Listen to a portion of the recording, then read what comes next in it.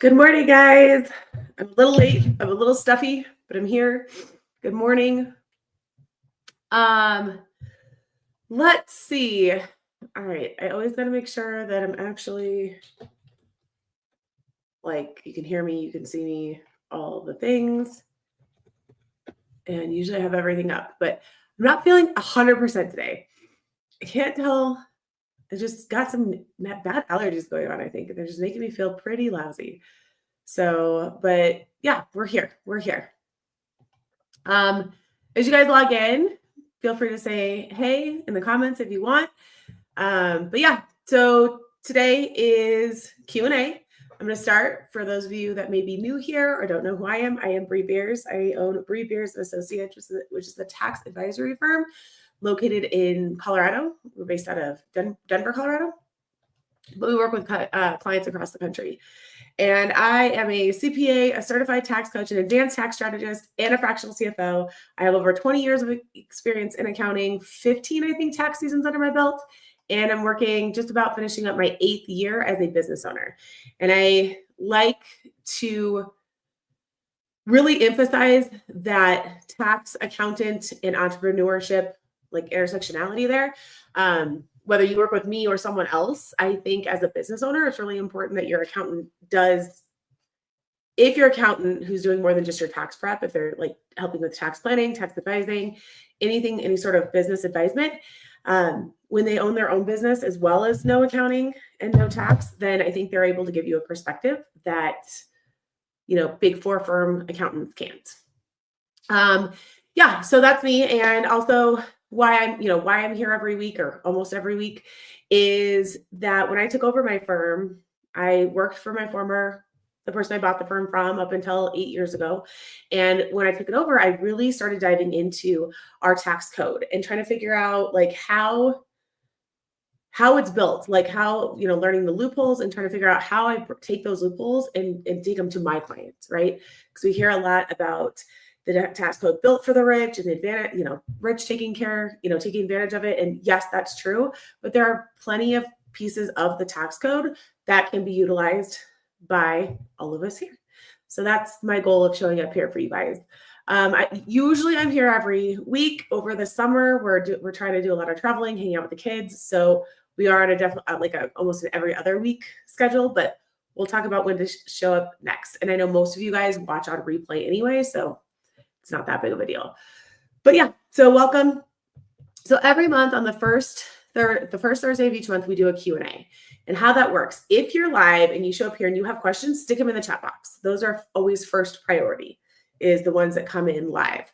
If you're not able to make it live, maybe you're watching this on replay and you do have questions, the next best thing is to message us on Facebook.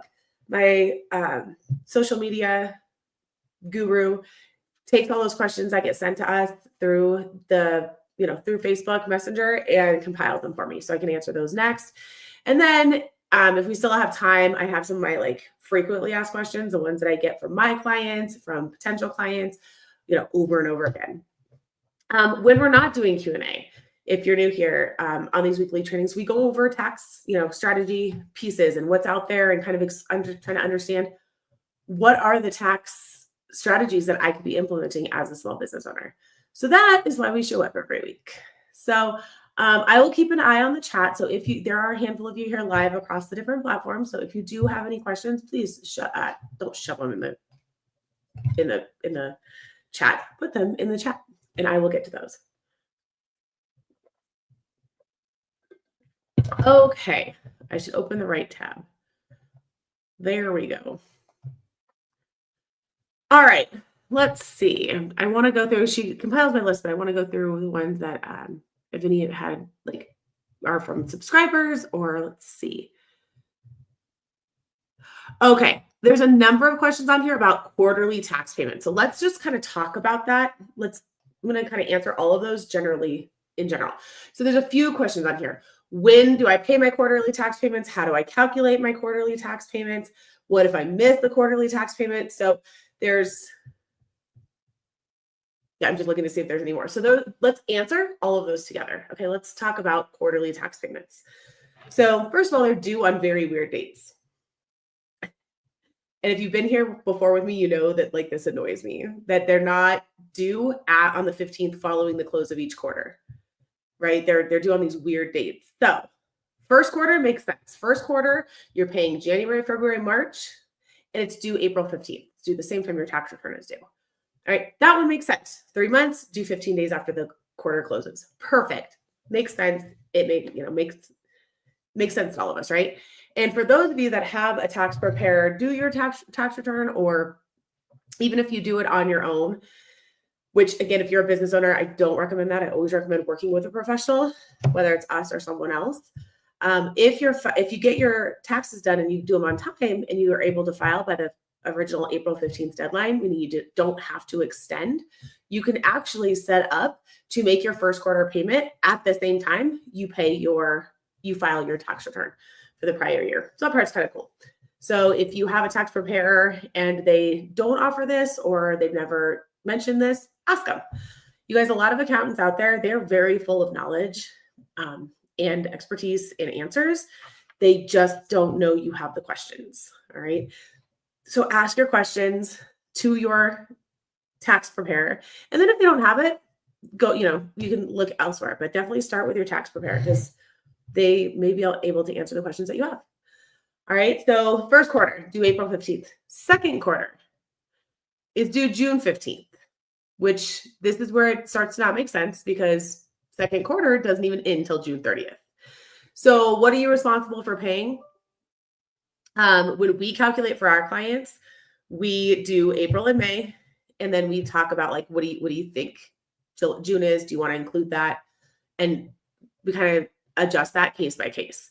But if you're keeping up with your financials, which if you've been around, you know, for me, that is so important. That's like before you get a tax preparer, before you get a tax advisor, you need to have a bookkeeper, or you have to have a bookkeeping system in place to keep your books up to date on a monthly basis.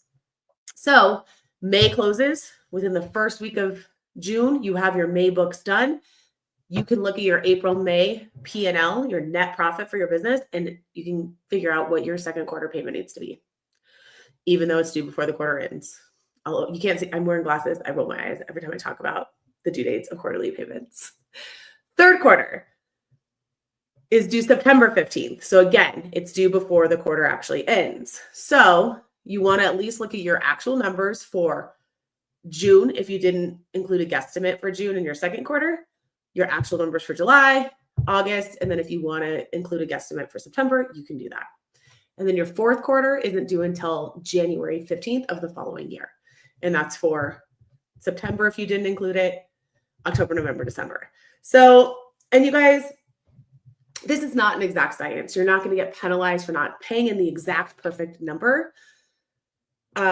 It's just they're trying, the IRS wants to time your tax payments with when you're actually making the money. Okay. So that goes on to okay, how much do I pay? How much should I pay in my quarterly estimated tax payments? And when you get your return done, so we've, as we were completing 2024 tax returns, we will suggest 2025 estimates. And what that says is if you have the exact same income in 2025 as you did in 2024, here's what you should be paying quarterly. What's cool about that is even if you don't do any tax planning, you don't look at your books, as long as you pay those amounts in, you're going to avoid what's called the underpayment penalty. There's so many different penalties, you guys, that the IRS likes to enforce. But the underpayment penalty is you're paying taxes due in time with when you're actually making the money.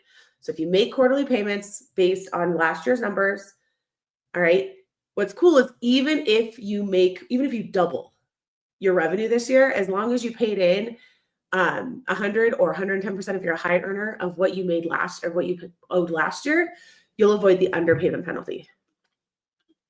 It's important to do your best to pay these by the due dates that they're due. All right. One of the questions is, what if I'm late on a quarterly tax payment? Pay it as soon as you can, because if you do end up having underpayment penalties or late payment penalties, it's going to be based on when you make those payments. All right. So we have a lot of people who let's say you missed your second quarter payment and you're like, I'll just add it to the third quarter. That's okay. If you end up having underpayment penalties and stuff, though, it's going to accrue. Whereas let's say you notice on the 16th. Oh, shoot, I forgot to make my estimated payment yesterday. And you make it then you're going to limit or minimize any penalty, P&I. We call it P&I, penalties and interest. All right. So, and the last part to that, you guys, is some people are like, I didn't make any of my quarterly estimated payments. I completely forgot, what's going to go on. Again, if you forget to make your payments or you don't make whatever, for whatever reason, if you don't make your quarterly estimated payments, you're not going to go to jail. You're just going to have a bill at year end because you made money and didn't pay in your tax liability, and you may accrue some penalties and interest. All right. So that is what happens if I miss a quarterly tax payment. And that one, okay, tax payment, quarterly. Okay, so quarterly tax payments, you guys. So again, when you do prior year's tax return, your tax preparer, your tax software will calculate suggested estimated payments for your following year. If you know you're making less money, if you know you're going to make much more money, if your business fluctuates, which lots of businesses do, you have up years and down years, you can calculate your estimated tax payments on your own each quarter. And the number you want to use when you do that is your net profit. All right, gross receipts, all money coming in. Net income or net profit is all money coming in less all money going out. All right, and that's the number you base off of. All right. Okay, so I think I answered those.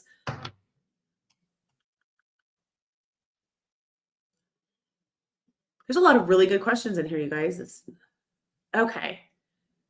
Let's do that one. What's the difference between tax planning and tax filing? That is a great question.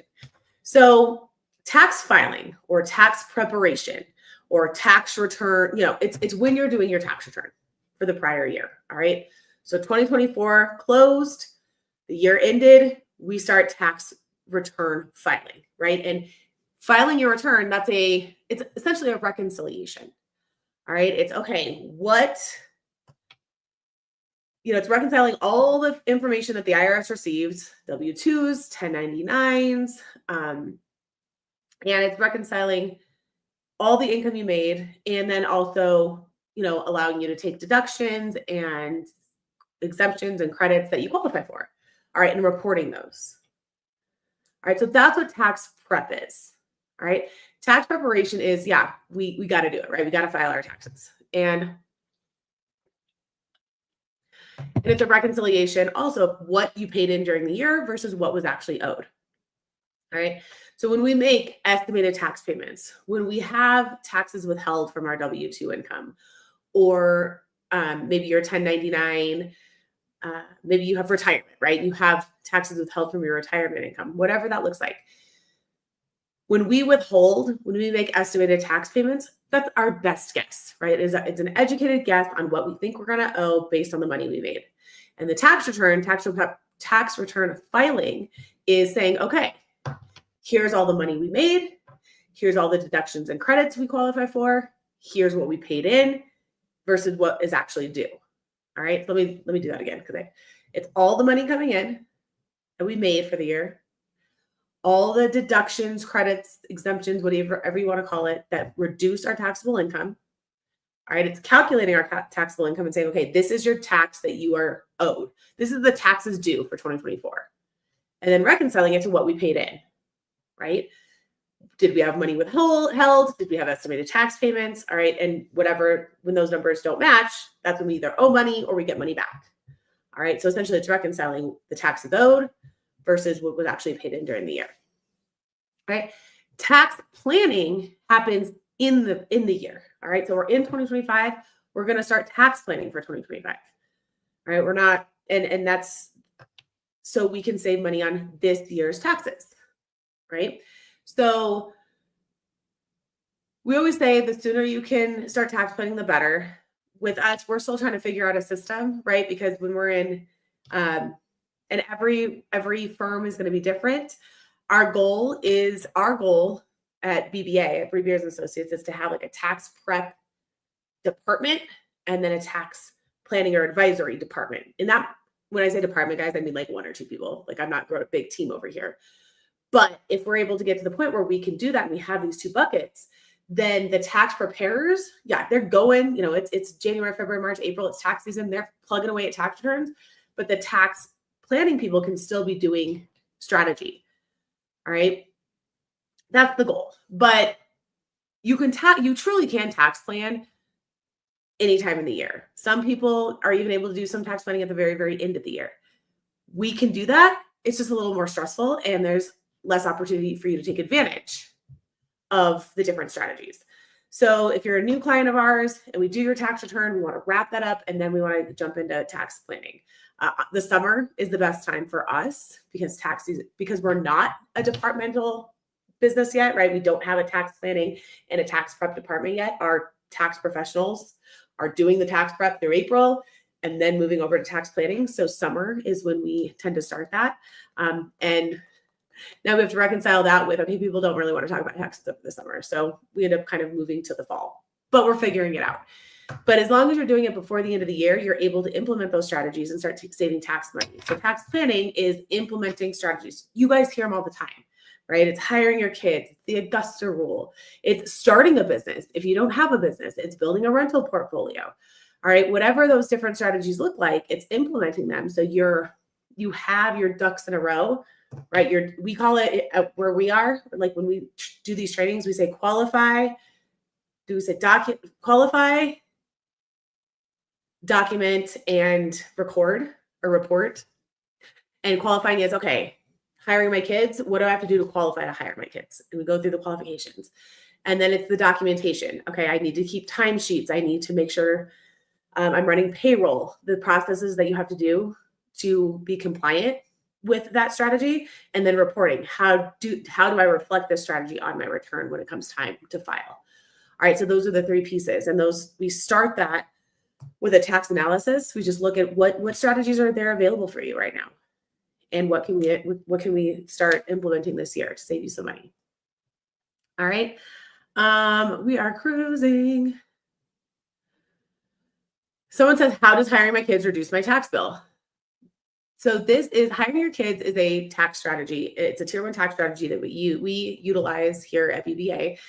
And we'll talk throughout the summer on our lives. We're going to dive into each of these tax strategy tiers and really go into that qualified document report piece of how do you do this? How do you hire your kids? But this question is, how does hiring my kids reduce my tax bill? All right. When properly done, all right, you are able to put your kids on payroll and have them do work for you, do jobs for you in your business.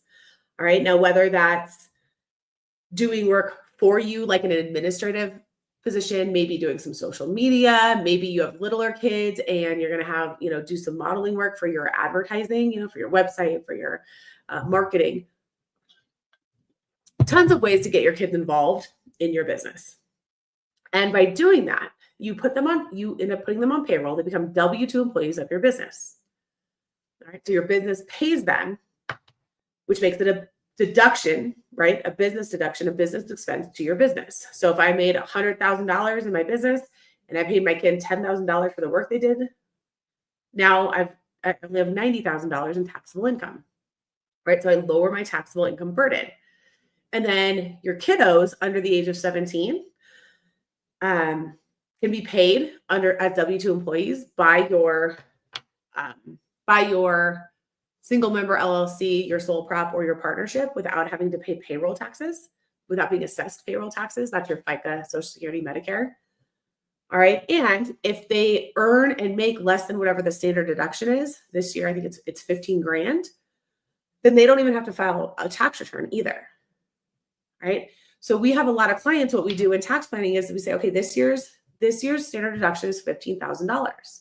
That's how much your kids can earn working in your business and not have to not have to file a separate tax return. And also, again, that $15,000 becomes a deduction to my business.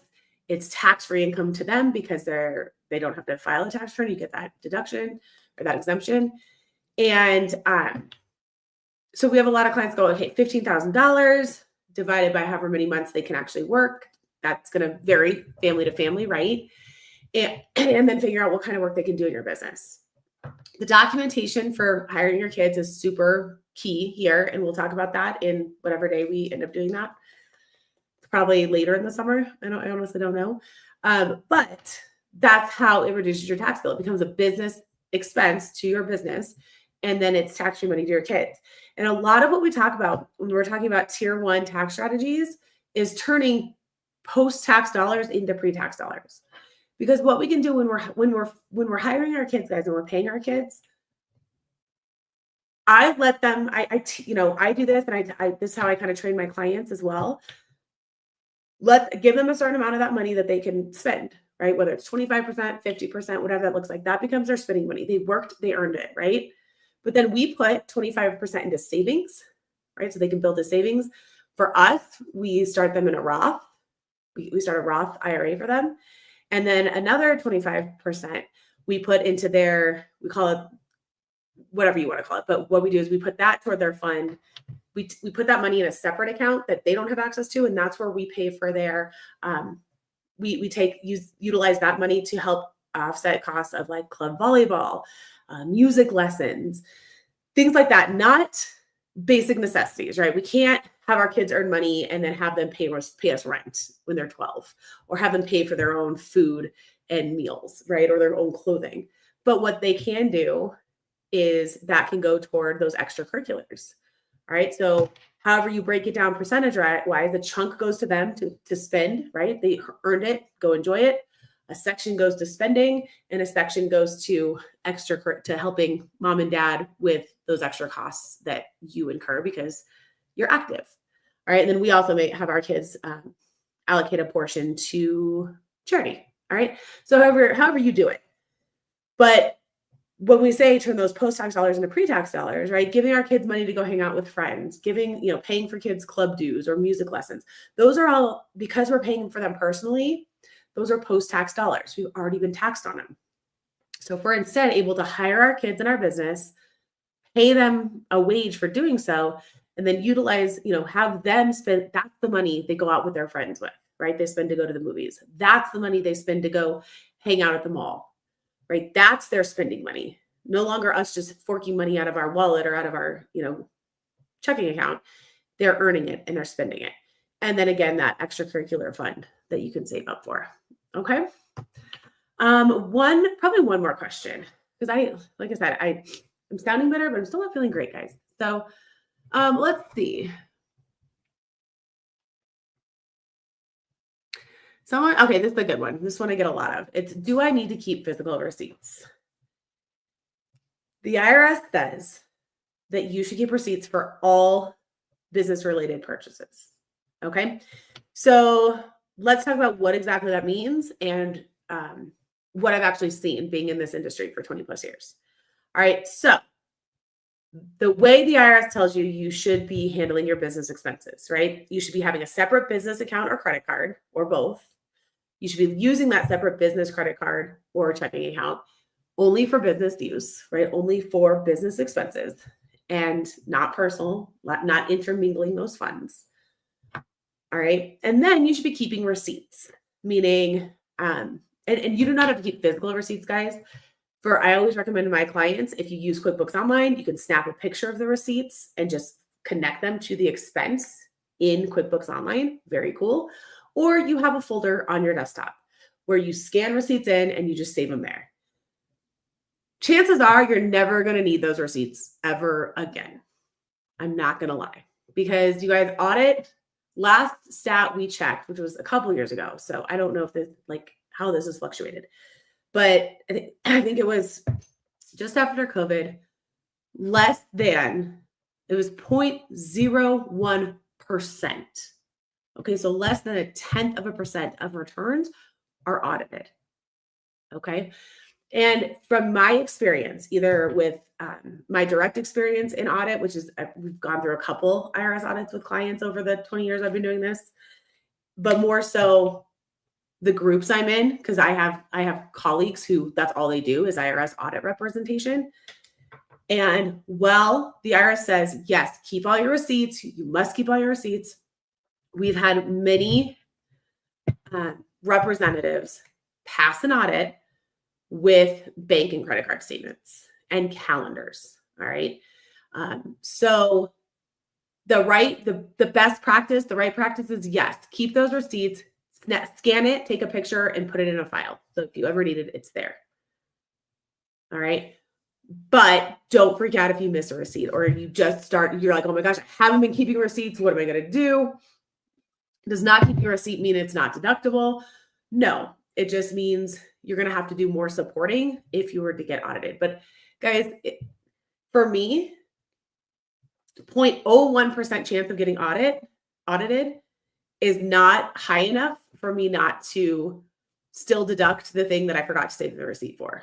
I'm still going to take it. I ran it through my business account. It had a business purpose.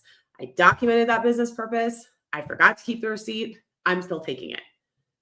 All right. Because I still believe I can substantiate it should I be audited. Okay. And the chance for an audit is so low. Okay. I do have time for one more. One more quick one. Let's see. Well, okay. What are red flags for an IRS audit? Since we're talking audit. So we get a lot of people like, oh, I don't take my home office because my prior CPA told me that was a red flag. Oh, I don't track my business mileage because my prior accountant told me that was a red flag for an IRS audit. You guys, the biggest red flags for IRS audits are improper return, reporting things improperly on a tax return. Okay, that's the biggest that we've seen. I was gonna say the biggest is not reporting income. All right, so if you were issued a 1099 and that does not go on your return, you don't file that on your return, you're going to get a notice that says, hey, you had X amount of dollars in income that we don't see reported. So not reporting income that you received is the number one red flag.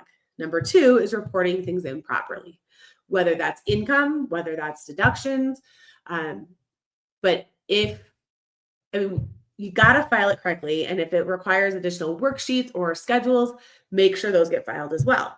Because I will tell you, we've had a number of clients over the years receive notices saying, hey, you took this deduction, we need, but you didn't file the schedule A, B, C, D, whatever, or one that goes with it to support it. All right. We get those notices when those schedules were filed. All right. So if you don't file it, you're definitely going to get scheduled. You're going to get a notice. So making sure that your return is filed properly and accurately will help minimize. I kind of laugh because it should, if you're reporting it properly, you should avoid a notice or an audit, right?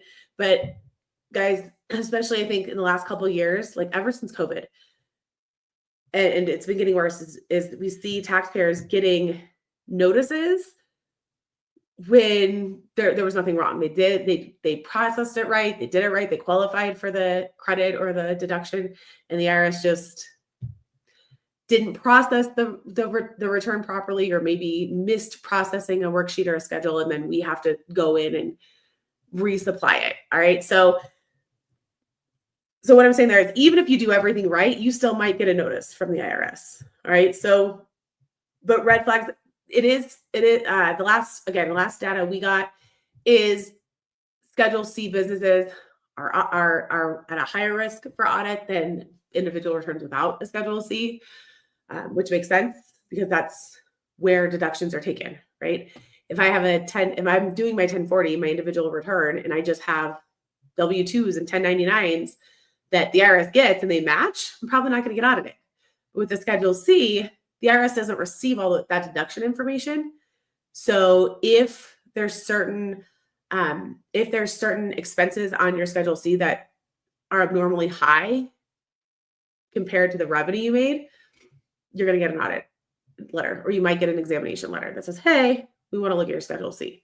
So as long as you guys are spending wisely, right? You're not, and when I say high, guys, like if you made 10 grand in your business, but you spent 20 grand traveling and created a loss, that might be a flag. It doesn't guarantee you a flag. Nothing does. Not a flag, an audit, but it could raise the risk.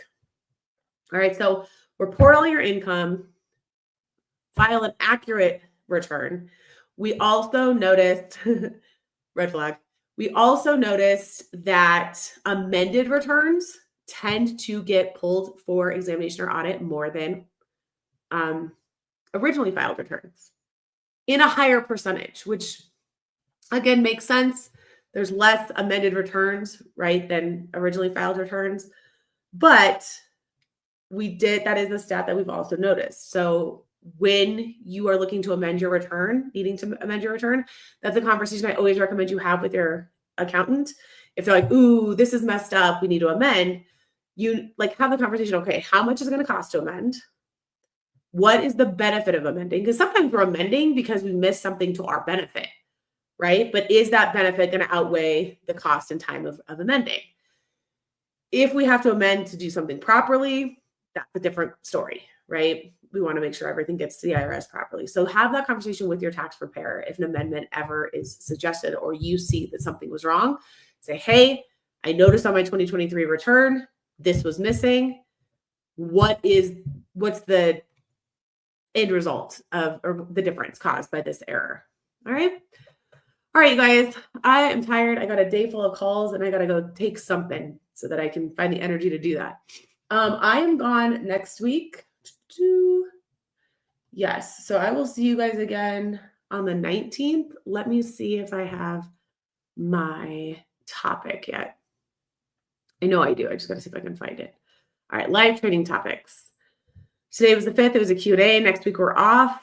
On the 19th, we're talking about, so we're in the middle of a tax saving strategy series. Part 1 was on May 15th. That was travel and meals. Highly recommend it. I love travel and meals. It's my favorite deduction and what I believe is the most underutilized expenses in businesses. So recommend watching that if you haven't already. The 19th is going to be home office. So what is the home office deduction? Who can take advantage of it? How do you take advantage of it? What's the advantage? So we're going to break that down for you guys on the 19th. I'm gone next week. So thank you guys for joining. I see a few people on all the different platforms. Thanks for joining live. And for everyone watching on replay, enjoy. Bye.